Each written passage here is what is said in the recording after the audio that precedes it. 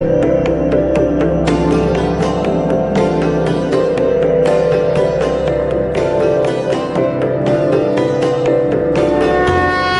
ज्ञान सब ज्ञान डी कबीर ज्ञान सो ज्ञान, और जैसे घोड़ा तोब का करता चले मैदान। जगद्गुरु तत्वदर्शी संत रामपालजी महाराजांचे अमृत वचन सर्व पवित्र धर्मांच्या व पवित्र शास्त्रांच्या आधारावर।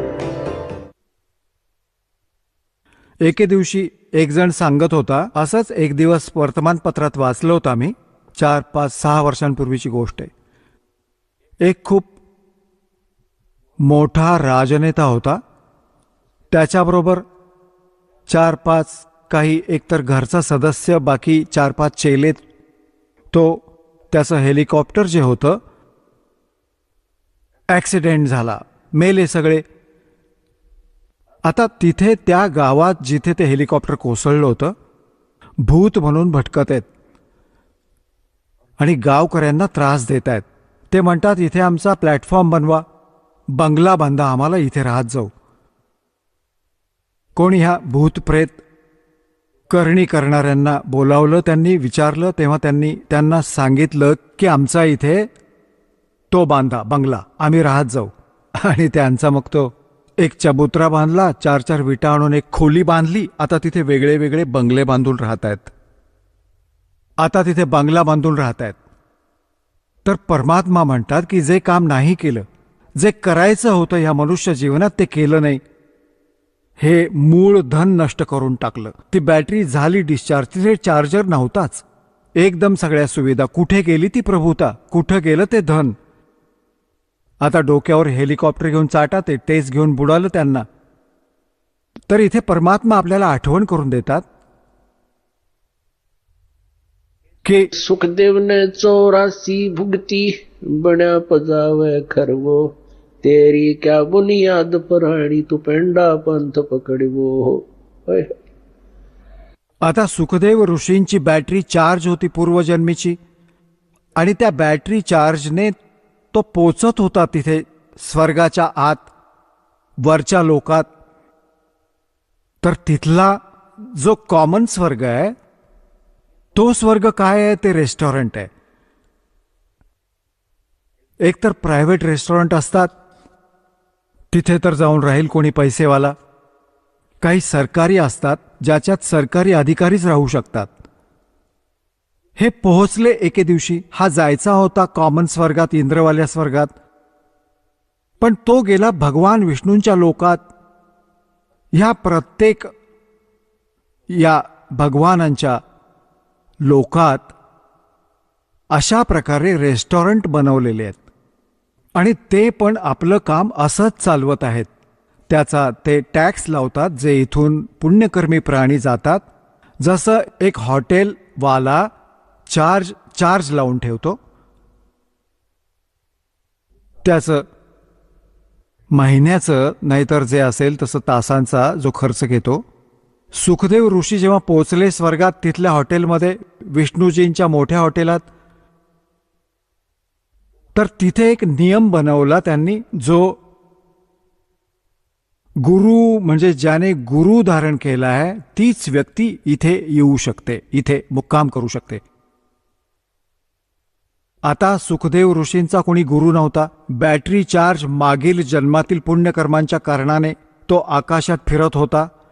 तर तिथले जे पहारेकरी होते, सेवेकरी होते त्या हॉटेलचे, त्यांनी मनाई केली की ऋषीजी, तुमचा कोणी गुरु नाहीये आणि तुम्हाला यात एंट्री नाही होऊ शकत तुमची। तो अडून बसला, म्हणाला की आधी तुम्ही व्यक्ती बघा, मी तर असा जातो, तिथेही जातो, इंद्रलोकात जात होतो। ते म्हणाले, तिथे जात असाल पण इथे नाही येता येणार, हा भगवान विष्णूंचा आदेश आहे। तो म्हणाला की मला विष्णूची भेट घेऊ द्या। तो त्याचा मोठेपणा मिरवत होता, प्रयत्न करत होता। आता त्या पहारेकरांनी जाऊन सांगितलं की भगवान हे असं एक सुखदेव नावाचे ऋषी आहेत, त्यांचा कोणी गुरु नाहीये, पण हटून बसलेत आत प्रवेश करण्यासाठी, त्यांचा हट्ट जिद्द करून बसलेत, तुमचा काय आदेश आहे? आणि तो हे म्हणतो की मला भगवान विष्णूला भेटायचंय. मग भगवान विष्णू आले बाहेर. आता ऋषींनी तर हा विचार केला होता सुखदेवांनी की मला बघून इंद्र जसा धावत आला होता असं छातीशी धरेल की वा किती छान भक्ती करतोस की इथपर्यंत पोचलास. पण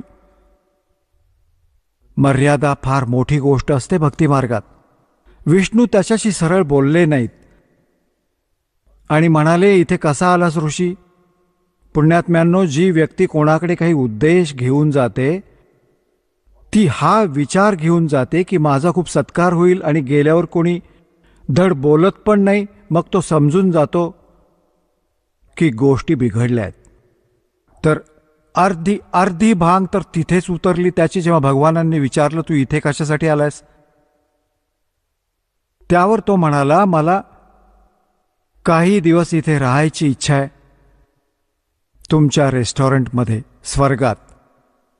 विष्णूजींना हे माहीत तर होतंच, पण सेवकांना विचारलं की सेवकांनो तुम्ही का नाही एंट्री दिली ऋषीजींना. तेव्हा सेवक म्हणाले की अहो यांना गुरु नाहीये. तेव्हा भगवान म्हणाले, सुखदेव आपण जाऊ शकता. बिना गुरुच्या व्यक्तीला आम्ही इथे प्रवेश देत नाही, आपण जा.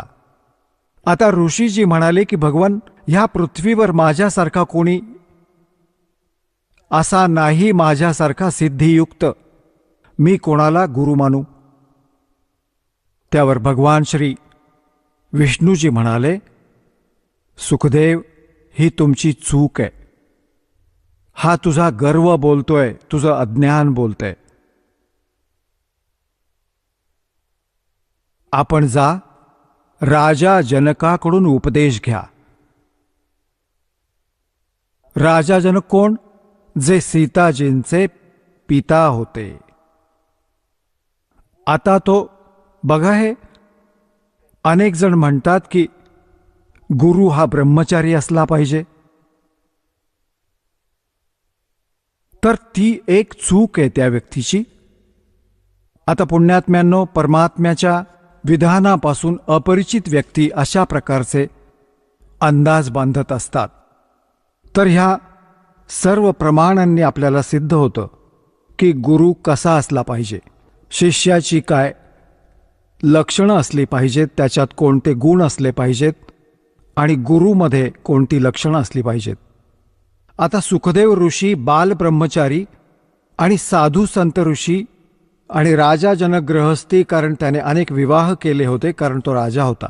आता तिथे तर तो बोलू शकला नाही भगवान विष्णू समोर, तर तो परत आला तर पूर्वी इतर ऋषी महर्षींसमोर जसा तो छाती काढून चालत जायचा, आता गेला असा मान खाली घालून. त्यांनी विचारलं, ऋषीजी तुम्हाला काय असं काय घडलंय की खूप दुःखी दिसत आहात. मग त्यांनी सगळी घटना सांगितली की मी विष्णूजींच्या लोकात गेलो होतो आणि भगवानाने मला तिथे राहू नाही दिलं. तर ते अन्य ऋषी देव म्हणाले की असं तर होऊ नाही शकत, भगवान विष्णू तर खूप प्रेम करतात, खूप चांगले भगवान आहेत, काही वेगळं कारण असणार, काहीतरी वेगळी चूक केली असणार तुम्ही. त्यावर तो म्हणाले की मी कोणताही गुरु धारण केला नाही आणि भगवानाने तर इथे अट घालून ठेवली आहे की ज्याचा गुरु असेल तोच स्वर्गात राहू शकतो, विष्णूजींच्या स्वर्गात. मग इतर जे पण देव ऋषी होते ते म्हणाले, ऋषीजी तुम्ही तर मोठी चूक केली आहे. आम्हाला तर असं वाटलं होतं की आपण कोणी गुरु केला असेल. तुम्ही तर फार मोठी चूक केली आहे. बिना गुरुचे फिरतात तुम्ही, तर जीवन नाश करून टाकलं. आता तिथे तो म्हणाला की भगवानाने माझ्यासमोर अजून एक संकट उभं केलंय. काय संकट उभं केलंय? सांगितलंय की राजा जनकाकडून नाम घे. तर तो काय म्हणतो की राजा जनक गृहस्थी बाई और कैसे शीस नवाऊं जाई. तो एक गृहस्थ, मी बालब्रह्मचारी, आणि कसा नमस्कार करू मी त्यांना, माझ्या तर इब्रतीचा नाश होईल. आता हे मान बढाई इब्रत हे पण भक्तीचे एक शत्रू आहेत.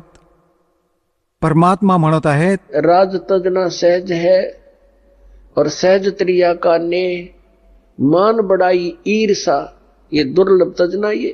आणि यांना त्यागल्याविना भगवान प्राप्त नाही होत, मग किती बकवाद करा. आणि पुण्यात्म्यांनो, इथं तुम्हाला अशासाठी बोलावलं जातं. तसं तर परमात्मा आपल्या लेकरांसाठी सर्व सोयी या उपलब्ध करतात.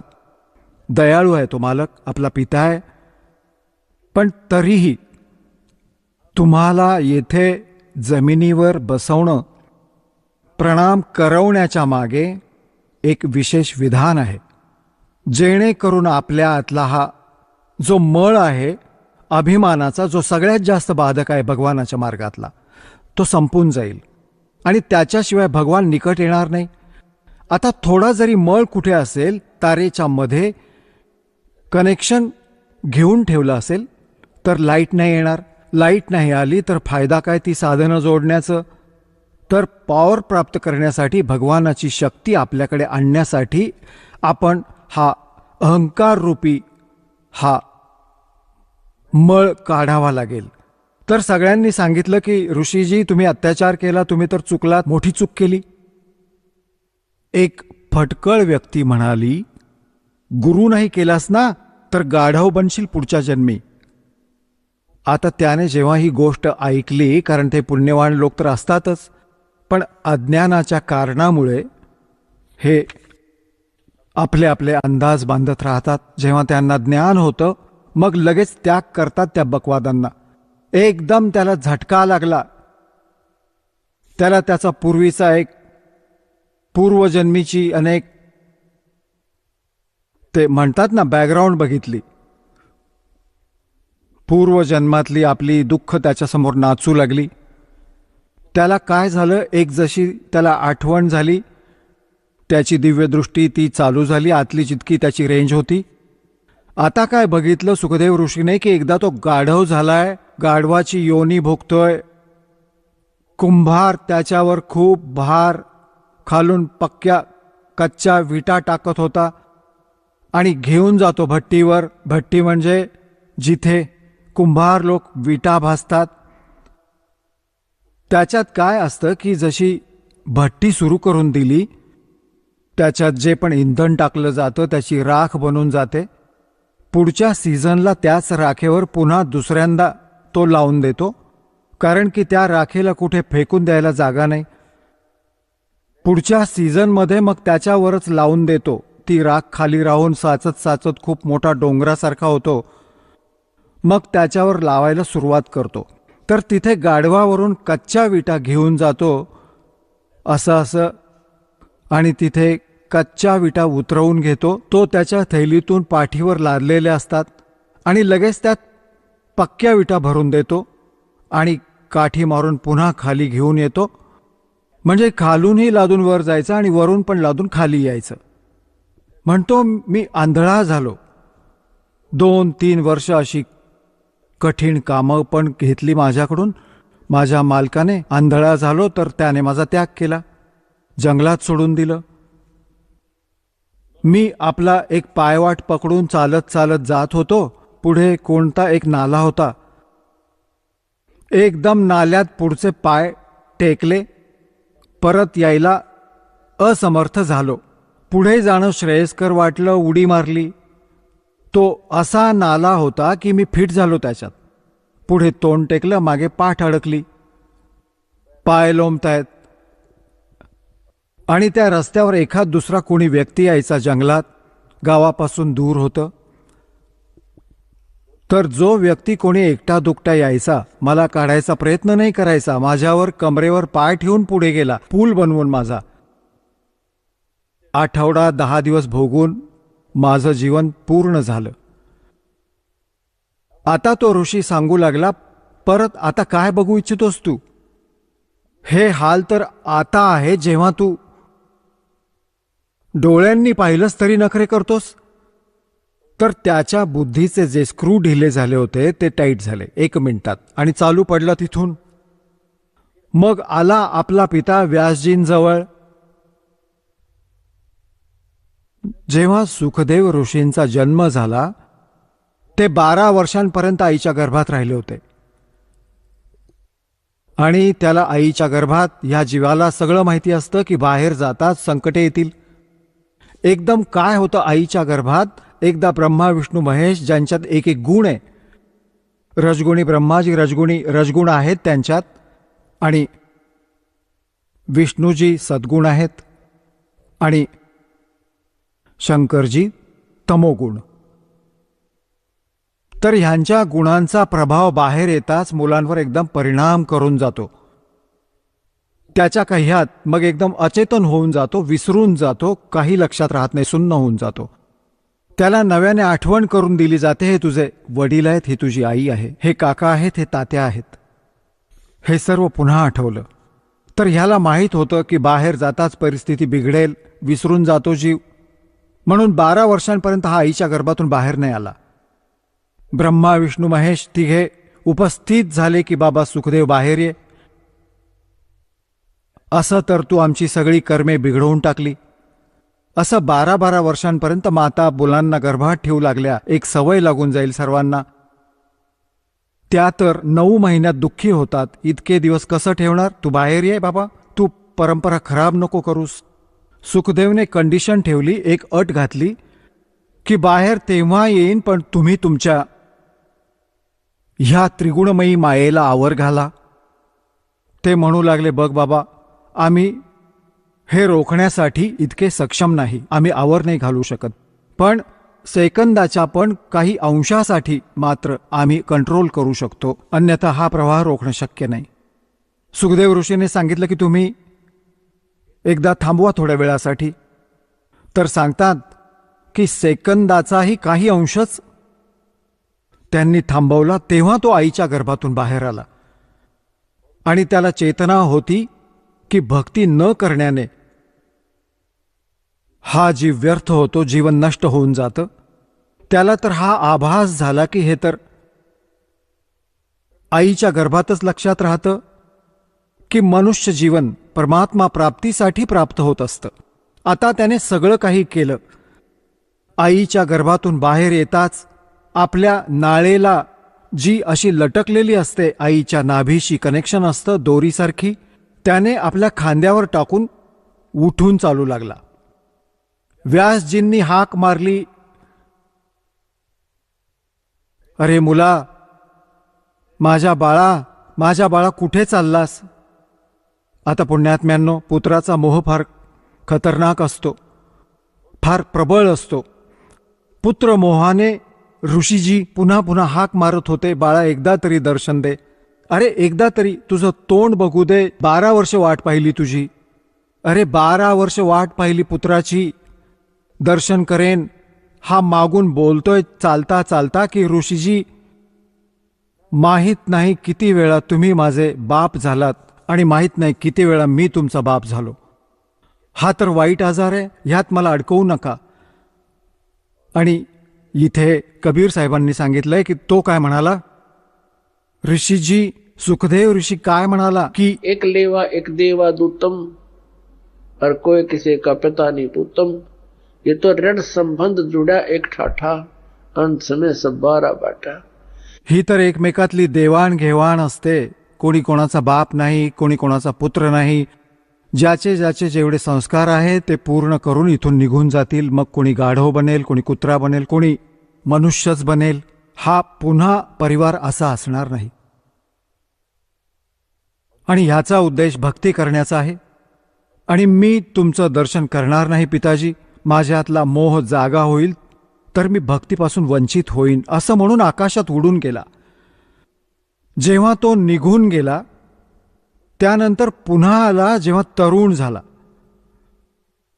पुन्हा आला परत आपल्या वडिलांकडे की ते मोठे विद्वान पुरुष आहेत, त्यांचा सल्ला घेतो. व्यासजी म्हणाले, आलास बाळा? हो आलो बाबा. अच्छा ठीक आहे बाळा, काही गोष्ट नाही, आता आलास, सकाळी चुकलेला संध्याकाळी परतला तर मग काही त्रास नाही, ये माझ्या जवळ राहा बाळा. तेव्हा तो म्हणाला, सुखदेव ऋषी म्हणाला की बाबा, माझ्या समोर एक समस्या उभी राहिली आहे, प्रॉब्लेम भारी आहे. सारी कथा सांगितली, मी असा विष्णू लोकात गेलो होतो, त्यांनी तिथे राहायला मनाई केली कारण मी गुरु नाही केलेला. पुण्यात्म्यांनो, जे परमात्म्याच्या विधानाशी परिचित प्राणी असतात ते एक सुरात बोलत असतात. मग व्यास ऋषींना पण राग आला आणि म्हणू लागले, अरे बाळा, तू स्वतःच जीवन नाश केलंस. मी विचार केला होता की संयम पाळला होता, आनंद मानून घेतला होता मी की माझा मुलगा कल्याण करून घेईन त्याचं, पण तू तर नाश करून घेतलास आपल्या आयुष्याचा. हा काय विचार केलास तू? गुरु नाही केलास? अरे जाशील कुठे?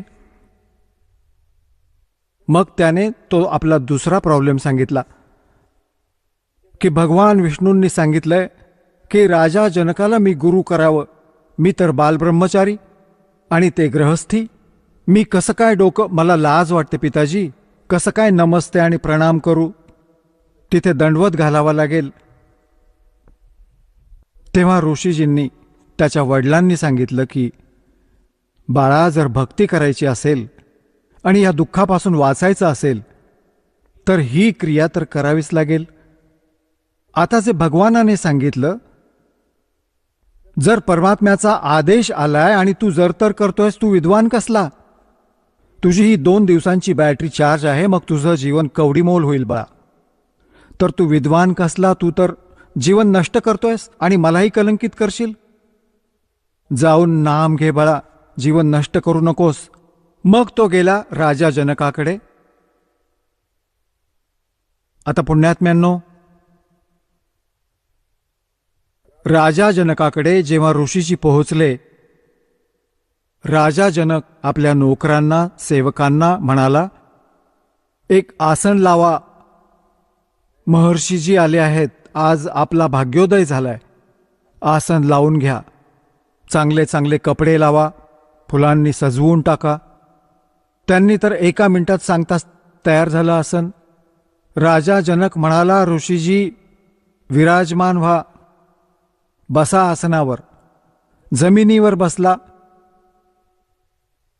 म्हणू लागला, मी तुम्हाला गुरु करायला आलो आहे, आसनावर नाही बसू शकत.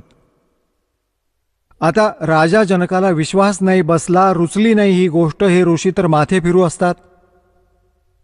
यांना कोणी चाकराने कोणी काही म्हटलं तर नाही यांना, कारण हे शाप पण देऊ शकतात. हे तर विषारी सर्प पण असतात यांच्याकडे, शाप द्यायची पण एक पॉवर असते. राजा जनक चिंतित झाला की भगवान, काही चूक असेल तर माफ करा ऋषीजी, आम्ही तर गृहस्थ व्यक्ती आहोत. कुणी सेवकाने काही म्हटलं असेल तुम्हाला तर माफ करा. तुम्ही खाली बसू नका, बेइज्जती होईल माझी ना. मी हे सहन नाही करू शकत की एक ऋषी खाली बसलेत. काही चूक असेल तर माफ करा. तर म्हणू लागला की मी वर नाही बसू शकत, कारण मी तुम्हाला गुरु करायला आलो आहे. सारी कथा ऐकवली त्याने. मी असं असं विष्णू लोकात गेलो होतो आणि भगवानाचा आदेश आहे, मी तुम्हाला गुरु करायला आलोय. तर पहिल्यांदा एकदा तर विश्वास बसला नाही राजा जनकाला. मग भगवान विष्णूचा त्याने जो संदेश ऐकवला, मग त्याने मानलं की हा बाबा, हा तर नाम घ्यायला आलाय. पण दीक्षा देण्याआधी शिष्याला काही थोडंफार त्याला सेट करावं लागतं. जसं आता दास तुम्हाला ज्ञान देतोय, पूर्ण विधान सांगतोय. जे लोक विद्वान, समजूतदार, भक्त येतात, पहिल्यांदा येतात, तर ह्या ज्ञानाने प्रभावित होऊन ह्या दासाला एक संत मानून नाम घेतात आणि मग विश्वास दृढतेने लागतात. मग लाभ मिळतो. नाम तर घेतलं पण गुरुवर विश्वास होत नाही, तर त्याचा फायदा होत नाही. अध्यात्म मार्ग हा काही लहान मुलांचा खेळ नाही. तर राजा जनकाने सांगितलं की सकाळी नाम देईन स्नान करून, तुम्ही रात्री विश्रांती घ्या. आता सांगण्याचा अर्थ हा आहे, राजा जनकाने एका वेगळ्या कक्षात त्याची सोय केली ऋषीजींची राहण्याची, आणि तिथे एका सेविकेची, एका स्त्रीची, भगिनीची सेवा लावून दिली की तू ऋषींची सेवा कर. तिला सगळं समजावून सांगितलं त्या मुलीला की अशी अशी ह्यांची परीक्षा घे. ऋषीजी बसले होते आपल्या शय्येवर. मुलगी आत गेली आणि त्यांच्याच शय्येवर बसून पायाच्या बाजूला ऋषीजींनी पाय मागे घेतले. ती अजून पुढे झाली तर ऋषीजी उठून बसले. अजून निकट जाऊ लागली तर ऋषीजी शय्या सोडून उभे राहिले कोपऱ्यात. म्हणू लागला, माई, भगिनी, काय करतेस तू? साधू संतांना हात लावायचा नसतो, शय्येवर नसतं बसायचं. आपण का मर्यादा भंग करता आहात, जाऊ शकता. ती मुलगी परत आली. राजा जनकाने विचारल्यावर तिने सर्व कथा सांगितली की 1 नंबरचा महात्मा आहे, आणि अगदी स्पर्श सुद्धा होऊ दिला नाही आणि उभे राहिले, असे असे शब्द बोलले. म्हणाले ठीक आहे. आता पुण्यात्म्यांनो, परमात्मा असं म्हणतात की गोरख से ज्ञानी गणे और सुखदेव जति जहान और सीता सी बहु भारिया संत दूर स्थान. असा जती पण होता, असा दृढ विश्वासू पण होता, संयमी पण होता, पण नामाविना खाली होता, पूर्ण पोकळ होता. आता गुरुविना आणि सच्चे नाम यथार्थ भक्तीविना रिकाम खोकं आहे हे मनुष्य जीवन. शरीर ते वेल विदाउट वॉटर आहे. तर सकाळी राजा जनकाने काय केलं की याचा गर्व उतरवू असं म्हणत होता. राजा जनक रस्ती भाई और मैं बाल ब्रह्मचारी, मैंने स्त्री का मुख नहीं देखा. सुखदेव बोले ज्ञान विवेका, हमने कदे स्त्री का मुंह नहीं देखा. राजा जनक रस्ती भाई कैसे अशीष निभाऊं जाई. तर राजा जनकने सांगितलं की ऋषीजींना बोलावून आणा. ऋषीजी बसले. खाली बसून खालीच आसन लावून खाली बसले जमिनीवर. काही सतरंजी वगैरे अंथरली आणि बरोबरच थोड्याच अंतरावर सेवकांना म्हणाला राजा जनक की पाणी गरम करा. सगळं समजावून सांगितलं होतं. चांगली भट्टी लाव आणि पूर्ण पेटल्यावर वर ठेवली एक कढई. पाणी गरम करायची कढई ठेवून दिली आणि सोबत आंघोळीसाठी एक पाट ठेवला. जसा पाट असतो, पूर्वी मोठे मोठे पाट असायचे, पूर्ण 3x2चे 3x3चे लाकडाचे पाट बनवलेले असत. त्यावर बसून स्नान करत असत. राजा जनकाने तो पाट त्या उकळत्या पाण्याच्या त्या कढई शेजारी लावला. आता त्याच्या 10,000 राण्या सांगतात राजा जनकाच्या. त्यातली जी मुख्य राणी होती, पट्ट राणी म्हणतात तिला म्हटलं मला आंघोळ घाल. आता तो स्नान करायला बसला. त्याची पत्नी त्या उकळत्या पाण्याने जे उकळायला ठेवलं होतं, गुलगुले काढण्यासाठी, जिलेबी काढण्यासाठी जसं उकळवतात तुपाला, तर त्या उकळत्या पाण्याने तांब्या भरला त्या पट्टराणीने आणि राजा जनकाच्या डोक्यावर टाकलं आणि हाताने चोळत होती सारं. आणि तो सुखदेव ऋषी असा मागे सरकला की तो जळेल. आता तिथे पाणी टाकलं की हा मागे सरकायचा, आता जळाला. तेव्हा राजा जनकाने म्हटलं, हे बालब्रह्मचारी, हे व्यासपुत्रा, मी गृहस्थी आहे आणि मी स्नान केल्यानंतर जे पाणी गटारात जातंय, ह्या नाल्यात जातंय, तू ह्याच्यात बोट घाल बेटा, मग मला कळेल की कसा बालब्रह्मचारी आहेस. तो म्हणाला मी नाही देणार, हात जळेल माझा. राजा बिहंस देई तब तारी और हमें स्नान करावे नारी. हे ब्रह्मचारी, तुझ्यापेक्षा तर ती नारी चांगली, ती मुलगी, ती पत्नी जी सत्य नामाच्या योग्य जपाने तिचे शरीर असे सॉलिड झाले आहे, आणि तुम्ही भटकत आहात, धक्के खात आहात. पाय पकडले त्या बालब्रह्मचार्याने, एकदम नतमस्तक झाला. तर पुण्यात्म्यांनो, हा अभिमान काढल्याशिवाय गुरु करण्याचा काही उपयोग नाही, फायदा होत नाही जीवांना. जोपर्यंत तुम्हाला गुरुजींवर विश्वास नाही होत तोपर्यंत गुरु धारण नाही केला पाहिजे. मग जर तर कराल तर भक्ती खंडित होते. तर त्या दिवसानंतर राजा जनकाविषयी त्याला पूर्ण श्रद्धा उत्पन्न झाली. त्याने फक्त हा चमत्कार पाहून गुरुवर विश्वास होऊन गेला. विश्वास केवळ त्या चमत्कारांनी नाही, त्या तर जुन्या कथा आहेत. जसा त्यांना फायदा झाला, किती लाभ झाला राजा जनकाकडून. उपदेश घेतल्यानंतर सुखदेव ऋषी स्वर्गात गेला, बस विष्णू लोकात विराजमान आहे आणि पुण्य संपल्यावर पुन्हा इथे धक्के खात राहील. तर ह्या ज्ञानाला आधार बनवून गुरु करायचा आहे आणि भक्ती करायची आहे, आपलं कल्याण करायचं आहे. बोलो सतगुरुदेव.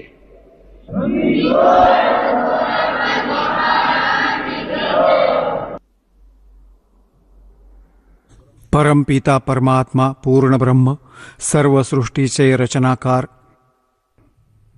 कबीर परमेश्वरांच्या असीम कृपेने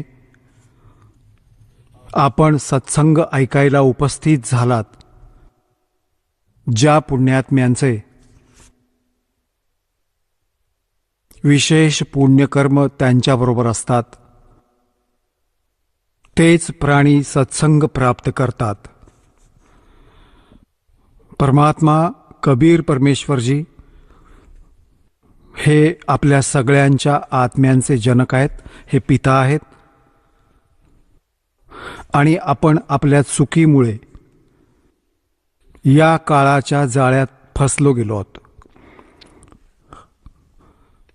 आता इथे कोणताही प्राणी सुखी नाहीये, इथपर्यंत की स्वर्गलोकाच्या देवतांना पण चैन नाहीये.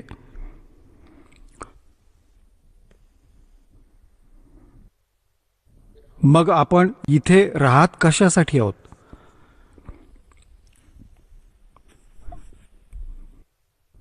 हे आम्हाला पण माहीत नव्हतं. आम्ही या जन्म आणि मृत्यूला आणि संतान उत्पत्ती आणि पालन पोषण, त्यांच्या पालन पोषणाला, विवाहाला, बस याच कामांना अंतिम मानून ठेवलं होतं की आपलं इतकंच कर्तव्य आहे. हे पूर्ण झाल्यानंतर आमचा भलेही मृत्यू होऊ दे. आता परमात्म्याने येऊन ज्ञान दिलंय. आग गए ना बावड़े रहते भी सब जाही, बिन साहेब की बंदगी कहीं ठोड़ ठिकाणा नाही. पहिले निघून गेले, त्यांनी येऊन सांगितले नाही त्यांची काय दशा झाली पुढे. आणि राहिले आहेत जे बाकी शिल्लक आहेत ते पण निघून जातील. म्हणजेच मृत्यू आणि जन्म होत राहणार. बिन साहेब की बंदगी कहीं ठोड़ ठिकाणा ना. परमात्म्याच्या सत्पुरुषाच्या भक्तीशिवाय या जीवाला कुठे स्थायी स्थान नाही प्राप्त होत. जसं मनुष्य शरीरात प्राण्याचा मृत्यू नक्कीच आहे, इथे मृत्यू झाला. पुण्य व पापाच्या आधाराने पुढे त्याला स्थान मिळतं. पुण्याच्या आधाराने स्वर्ग प्राप्ती होते. स्वर्गाचा समय मर्यादित असतो, तो त्याच्या पुण्यावर आधारित असतो. जेव्हा स्वर्गात त्याच्या पुण्याची पुंजी समाप्त होईल, त्याला काही वेळ आधीच सतर्क केलं जातं की आता तुझ्या जाण्याची वेळ आली आहे. ही अजून समस्या आहे तिथल्या स्वर्गातल्या देवतांची, स्वर्गातल्या राहणाऱ्यांची. राहणाऱ्यांना त्यांना आधीच माहीत असतं की तुमचा मृत्यू होईल. असं समजा त्यांना फाशीची तारीख दिली जाते, तर मग त्या प्राण्याला त्या स्वर्गात राहून पण नरक वाटत राहतो. तिथे मृत्यूच्या नंतर जबरदस्तीने, जसं इथे बळजबरीने मारलं जातं, मृत्यू दिला जातो, काहीही कारण असो, याच प्रकारे स्वर्गात पण वेळ पूर्ण होताच तिथून ताकदीने जबरदस्तीने काढून टाकलं जातं, बळपूर्वक. मग नरकात टाकलं जाईल.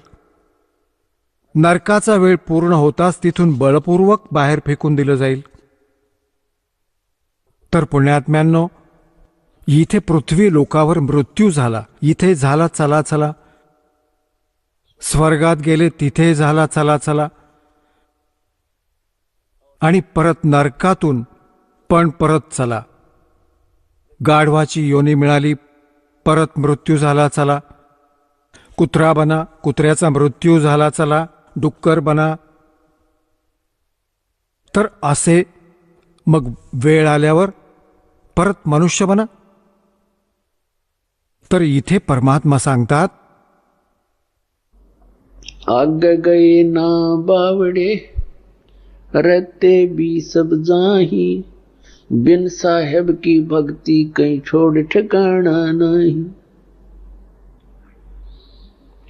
जैसे मोती ओस का ऐसी तेरी आब, गरीब दास करो बंदगी बहुर न ऐसा दाव।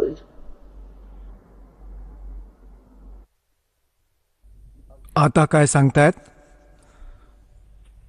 तुमचं मानवी शरीर असं आहे जसं सकाळी सकाळी दव पडतं गवतावर, काट्यांवर, पानांवर, आणि सूर्य उदय होताच 1 तासाच्या आत त्याचं नामोनिशाण नाही राहत. तर इथे सांगतात परमात्मा, गरीबदास साहेबजी सांगतात परमात्म्याकडून प्राप्त ज्ञानाला,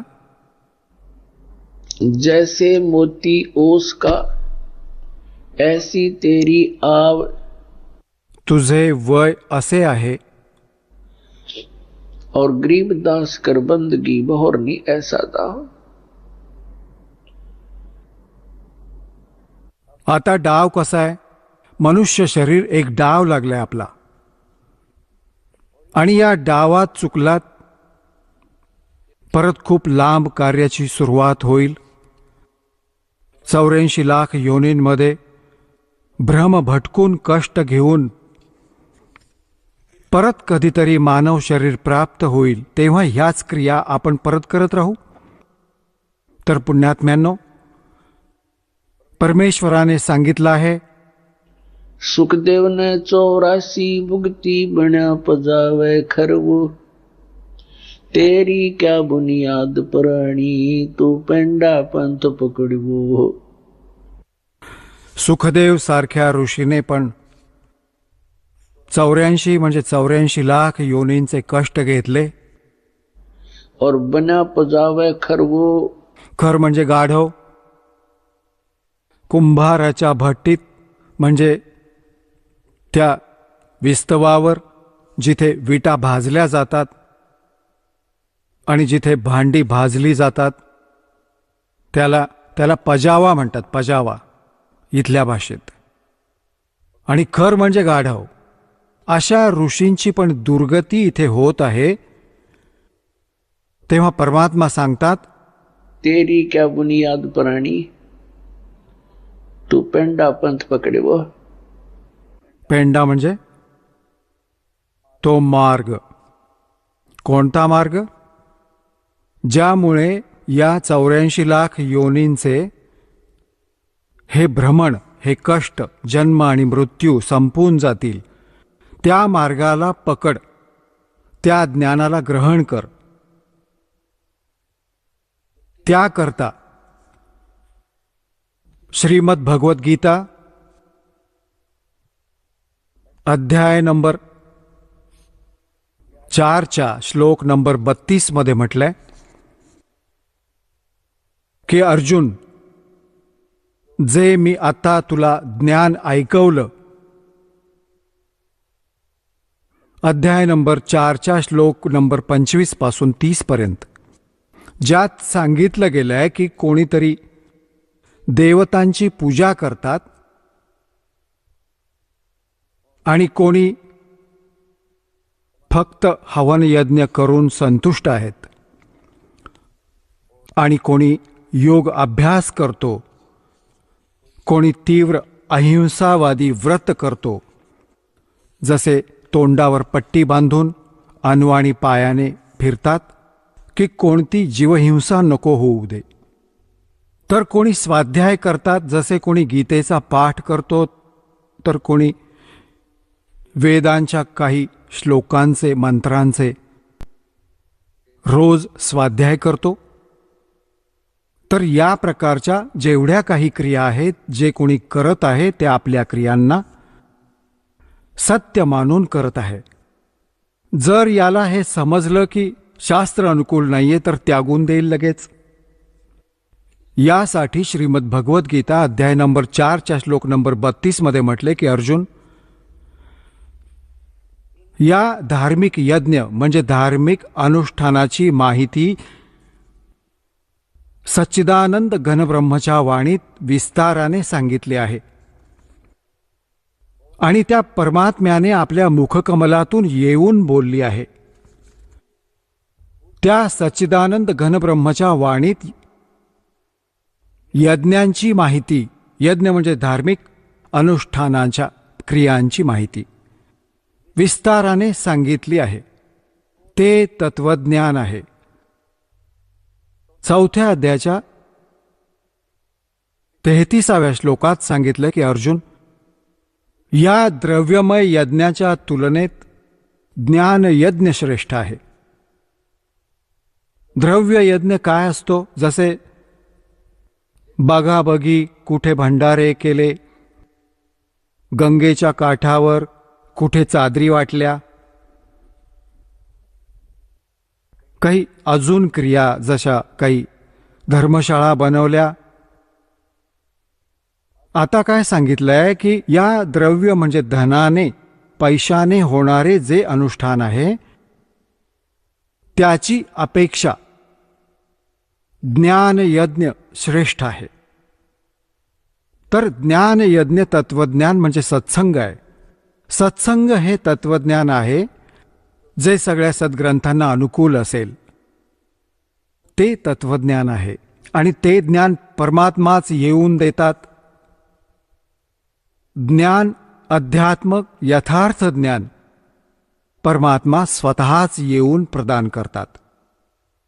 बाकी तर जीवसंज्ञेचे प्राणी आहेत, जीवसंज्ञेत आहेत, ते आपले आपले अनुभव अटकळ लावतात. परंतु यथार्थ ज्ञान परमात्माच सांगू शकतो. आपल्याद्वारा रचलेल्या सृष्टीला स्वतःच तो ठीक ठीक विस्ताराने सांगतो. असे वेदात प्रमाण आहे. तर हे तत्वज्ञान आहे जे सच्चिदानंद घनब्रह्म म्हणजे पूर्ण परमात्मा कबीर देव यांनी आपल्या कबीर वाणीमध्ये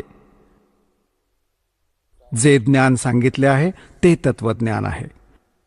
गीता ज्ञानदाता 4थ्या अध्यायाच्या 34व्या श्लोकात म्हणतात की अर्जुन, त्या तत्वज्ञानाला जी सच्चिदानंद घनब्रह्मची वाणी आहे म्हणजे त्या परमात्म्याद्वारे सांगितलं गेलेलं ते तत्वज्ञान आहे, त्याला तू तत्वदर्शी संतांकडे जाऊनच समज. त्यांना दंडवत प्रणाम केल्याने, कपट सोडून त्यांची सेवा केल्याने तो तत्वदर्शी संत तुला परमात्म तत्वाचं ज्ञान देईल. याने हे सिद्ध झालं की गीता ज्ञानदाता सुद्धा त्या तत्वज्ञानाला अपरिचित आहे. अन्यथा हे सांगायची आवश्यकता नव्हती की त्या ज्ञानाला तू तत्वदर्शी संतांकडे जाऊन समज. जेव्हा गीताजींचे 18 अध्याय सांगितले तर एक अध्याय अजून सांगितला असता. जर त्याला ज्ञान असतं तर त्याला ज्ञान नाही. तर पुण्यात्म्यांनो, 15व्या अध्यायाच्या एका मंत्रात म्हणजे एका श्लोकात गीताजींच्या त्या तत्वदर्शी संताची ओळख सांगितली आहे की उलट्या लटकलेल्या संसाररूपी वृक्षाला जो संत विस्ताराने जाणतो, हा उलटा लटकलेला एक पिंपळाचा वृक्ष, संसाररूपी पिंपळाचा वृक्ष तू जाण अर्जुन. वरती मुळे आहेत, खाली तिन्ही गुणरूपी फांद्या आहेत. आणि जो संत या उलट्या लटकलेल्या संसाररूपी वृक्षाच्या सर्व विभागांना सांगेल, सवेदवित, ते तत्वदर्शी संत आहेत. पुण्यात्म्यांनो, जोपर्यंत सत्संग नाही मिळणार या प्राण्याला, तोपर्यंत तो असाच या जन्म आणि मृत्यूच्या दीर्घ आजाराने ग्रस्त राहील. आणि सत्संग फक्त परमात्माच सांगू शकतो. तो परमात्मा 600 वर्षांपूर्वी येऊन आम्हाला सत्संग सांगत असत, ज्ञान देत असत. त्या आपल्या अमृत वाणीने, सच्चिदानंद घनब्रह्मांच्या वाणीने. तर त्याला त्यावेळी आपण स्वीकार नाही करू शकलो कारण आपण अशिक्षित होतो. आणि जो एक ब्राह्मण वर्ग शिक्षणाचा अधिकारी होता, त्यांची बुद्धी तिथपर्यंत पोहोचू नाही शकली. कारण ते काळ भगवानाने प्रेरित राहिले. आणि परमात्म्याचा विरोध केला, हे सांगून की कबीर अशिक्षित आहे, हा संस्कृत भाषा नाही जाणत, हा उलटसुलट बोलत आहे, हा खोटं बोलत आहे. परमात्मा सांगत असत, गुण तीनों की भक्ति में ये भूल पड़ो संसार, कहें कबीर निज नाम बिना कैसे उतरो पार. तीन देव की जो करते भक्ति, उनकी कदे ना होवे मुक्ती. आजपासून जवळजवळ 600 वर्षांपूर्वी हे शब्द बोलणं की 3 देवता ब्रह्मा विष्णू महेशजींची जे भक्ती करतात त्यांना कधी मोक्ष नाही मिळू शकत.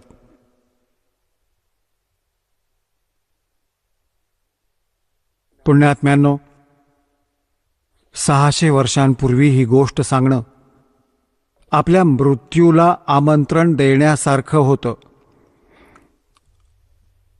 आपल्या मृत्यूला निमंत्रण होतं, परंतु ते तर अविनाशी होते, ते तर परमात्मा होते आणि त्यांनी त्यावेळी हे शब्द बोलले होते. आणि असा घोर विरोध केला होता त्या मालकांच्या त्या लीलांना जो वाचतो डोळ्यातील अश्रू नाही संपत. असेही जुलूम केले होते त्या परमपित्यावर, आमच्या भगवान, आमच्या पित्यावर. आता जे विरोध करत होते ती पण त्यांचीच मुले, ब्राह्मण, काजी मुल्ला, त्याच परमात्म्याची मुलं आहेत. त्या परमेश्वराने कोणाला पण शाप नाही दिले.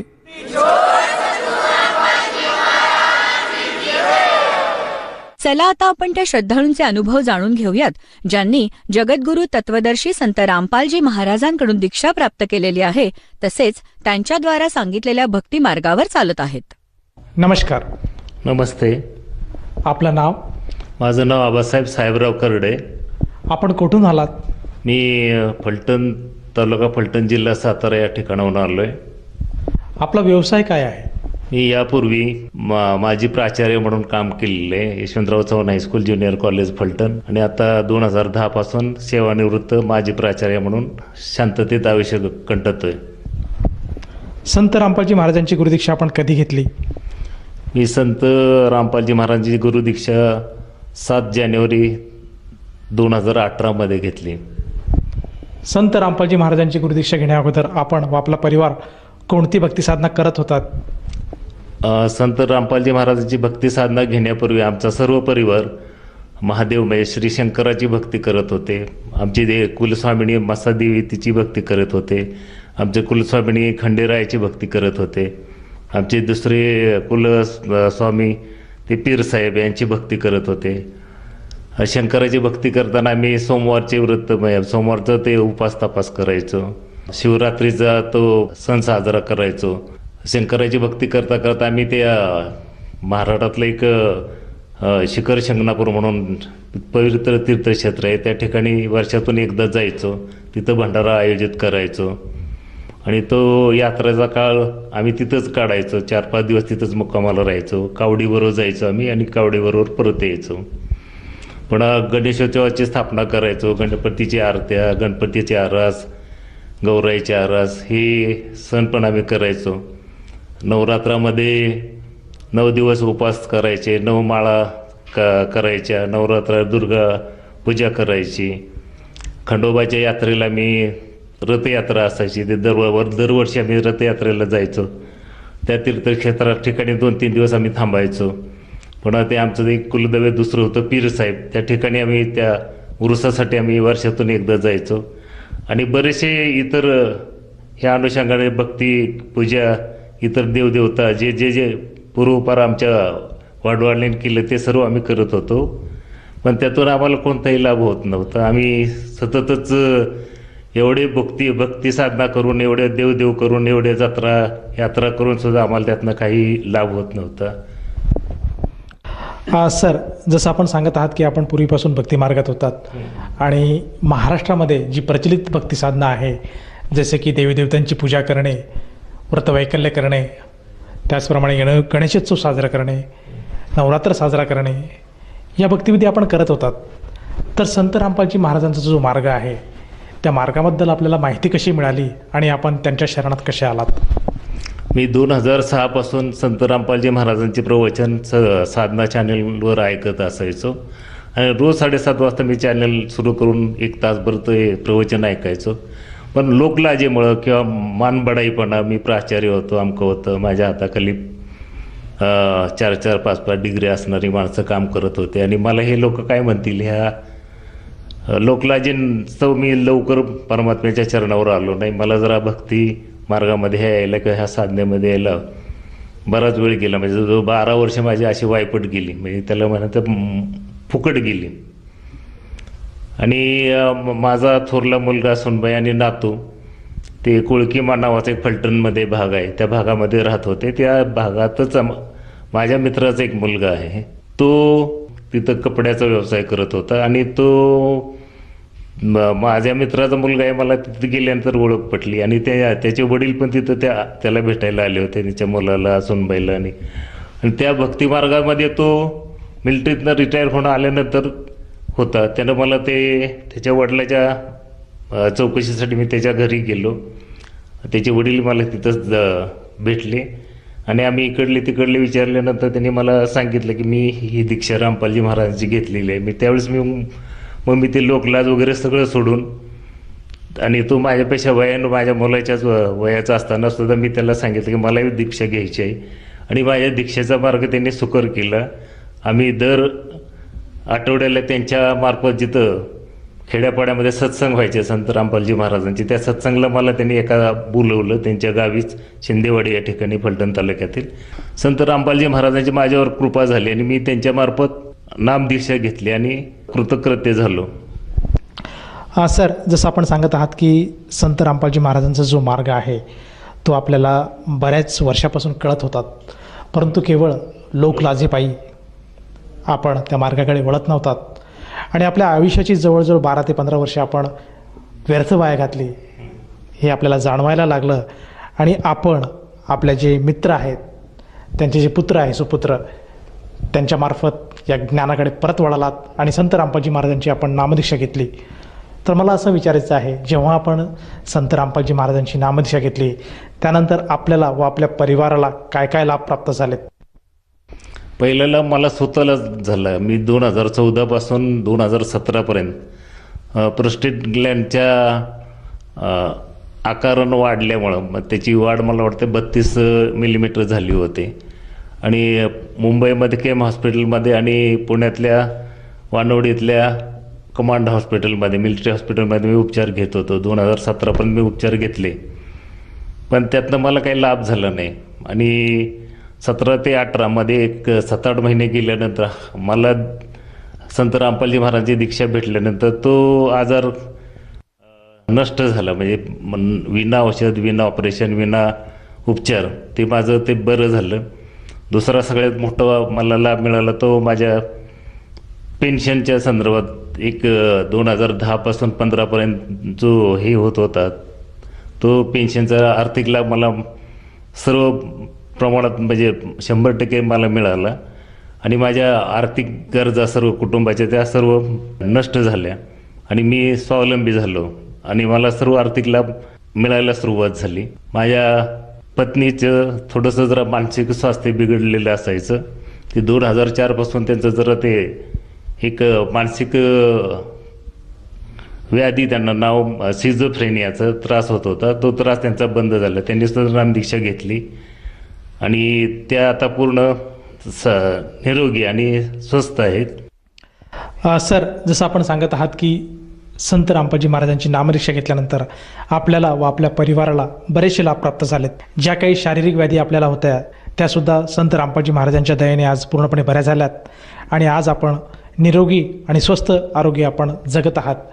तर ह्या अनुषंगाने आपण आपले जे सहकारी होते किंवा जे आपले नातलेग आहेत, आप्तेष्ट आहेत आणि जो भगत समाज आज आपल्याला TV च्या माध्यमातून बघत आहेत त्यांना आपण काय संदेश द्याल?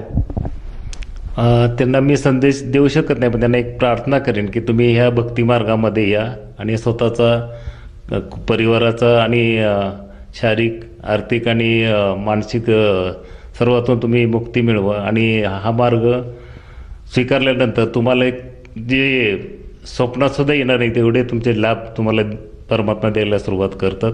फक्त तुम्ही 100% चरणावर शरण आलं पाहिजे आणि आपण 100% विश्वासानं ह्या भक्तिमार्गामध्ये आलं पाहिजे. आणि हा भक्तिमार्ग तुम्हाला सर्वच पातळीवर, अगदी शेवटची मोक्षाची पातळीसुद्धा तुम्हाला ह्या भक्तिमार्गातून मिळू शकते. तुमची मुक्ती होऊ शकते, तुमची सद्गती होऊ शकते. आणि हा भक्तिमार्ग हा सर्व पुराव्यानिशी, सर्व भक्ती मार्गाचे जे संदर्भ ग्रंथ आहेत, आपले धर्मग्रंथ आहेत, त्यामध्ये दिलेले आहेत. ते त्या भक्तिमार्गामध्ये तुम्ही आल्यानंतर तुमचं सर्व प्रकारच्या बंधनामधून मुक्ती होऊ शकते. तुम्ही ह्या 84 लाख जन्ममरणाच्या फेऱ्यामधून तुमची सुटका होऊ शकते. आणि तुम्हाला जे जे पाहिजे ते तुम्ही न मागता तुम्हाला सर्व सुख तुमच्या पुढं येतात आणि तुमचे सगळे दुःख दूर होतात. आणि हा मार्ग हा जगाच्या पाठीवर एकमेव असा मार्ग आहे की ह्या मार्गामध्ये तुम्हाला तुमच्या सर्व शंकांचं, सर्व तुमच्या मनामध्ये असलेल्या रूढी, परंपरा आणि इतर ह्याचं उत्तर तुम्हाला अगदी धर्मग्रंथातले पुराव्यानिशी तुम्हाला मिळतं. आणि ही भक्ती साधना तुम्ही धर्मग्रंथाप्रमाणे सांगितलेल्या पुराव्यानिशी करू शकता आणि तुमचा उद्धार आणि तुमच्याबरोबर तुमचे नातलग, परिवारामधील किंवा मित्र कुणी असतील त्यांचाही उद्धार होऊ शकतो. आणि फक्त तुम्ही 100% विश्वासाने शरणावर आल्यानंतर तुम्ही पूर्ण शरणागती पत्करून हा मार्ग पत्करला तर तुमचं कल्याण होऊ शकतं. सर, जसं तुम्ही सांगत आहात की मानव समाजाने आज संत रामपालजी महाराजांचं ज्ञान ओळखायला पाहिजे आणि संत रामपालजी महाराजांच्या ज्ञानावर चालून तो जो व्यक्ती आहे आज सद्गतीला प्राप्त होऊ शकतो, मोक्षाला प्राप्त होऊ शकतो. तर ह्या अनुषंगाने जर एखादा साधक संत रामपालजी महाराजांची नामदीक्षा घेऊ इच्छित असेल तर तो व्यक्ती किंवा तो साधक नामदीक्षा कशी घेऊ शकेल? संत रामपालजी महाराजांचे विविध चॅनेल्सवर सत्संग किंवा प्रवचन असतात सुरू.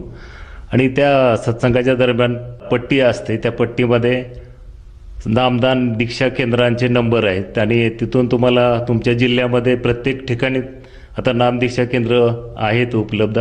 आपण त्या केंद्राची माहिती त्या फोन नंबरवरून घेऊ शकता आणि आपल्या मित्रांना, परिवारातल्या सदस्यांना नामदीक्षा देऊ शकता आणि आपला उद्धार स्वतः मोक्ष प्राप्त करू शकता. सर, जसं तुम्ही सांगत आहात की संत रामपालजी महाराजांच्या कृपेने आज महाराष्ट्रामध्ये प्रत्येक जिल्ह्यामध्ये नामदान केंद्राची सुविधा उपलब्ध आहे आणि आपल्या टी व्हीच्या स्क्रीनवर जे काही नंबर फ्लॅश होत आहेत त्या नंबरपैकी कुठल्याही एखाद्या मोबाईल नंबरवर जर त्या व्यक्तीने संपर्क साधला तर त्याला जवळच्या नामदान केंद्राची माहिती मिळेल आणि तेथे जाऊन तो व्यक्ती नामदीक्षा घेऊ शकेल. तर ह्या अनुषंगाने जर तो व्यक्ती ती नामदीक्षा घेऊ इच्छित असेल त्या व्यक्तीला त्या नामदीक्षेसाठी किती पैसे मोजावे लागतात? ह्या सर्व केंद्रावर नामदीक्षा घेण्यासाठी एकही पैसा तुम्हाला आकारला जात नाही आणि मोफत नामदीक्षा दिली जाते. आणि तुम्हाला त्या भक्तिमार्गाविषयी संपूर्ण सखोल माहिती परमात्मा सद्गुरू संत रामपालजी महाराजांच्या मुखामधूनच मिळते आणि तेच तुम्हाला दीक्षा देतात. इतर कोणी देऊ शकत नाही. पृथ्वीच्या पाठीवर एकमेव असे संत आहेत, हे ते तत्वदर्शी संत आहेत जे आपल्याला सर्व ज्ञान आणि ज्ञानानं परिपूर्ण असं आध्यात्मिक ज्ञान दिलं जातं जे पुराव्यावर आधारित आहे. धन्यवाद. धन्यवाद.